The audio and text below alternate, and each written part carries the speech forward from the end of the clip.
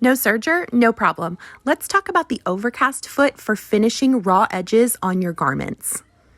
This foot is meant to put a nice stitch right along the raw edge of your fabric. So you can see here, it actually tells me in my manual which stitches are my Overcast stitches. The purpose of that little bar is to hold your fabric in place while you're sewing that stitch right along the raw edge, because you're not giving your machine a whole lot of fabric to grab onto.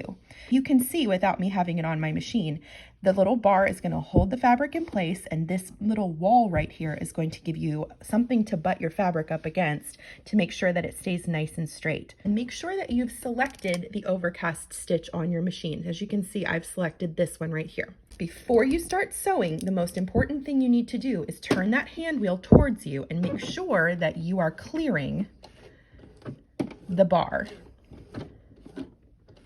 And it's going to take a couple turns. Now it's going to get very close to that bar, and that's the point. Once you've tested this, it's okay to go ahead and start stitching. It's doing quite a few things. It's got both the zigzag stitch function and a straight stitch kind of going at the same time. Make sure as you're putting the fabric through that you're keeping that raw edge lined up with the wall of your presser foot. That's the most important part. Let's see how it turned out. Look at that beautiful stitch. And it's beautiful on both sides, and it's wrapping itself around the edge of my fabric just like I want it to, and that's going to keep my fabric from fraying. This is a wonderful option if you do not have a serger accessible to you and you are sewing a woven fabric that will fray along the edge. This is a great way to finish it. Like and follow for more sewing tips.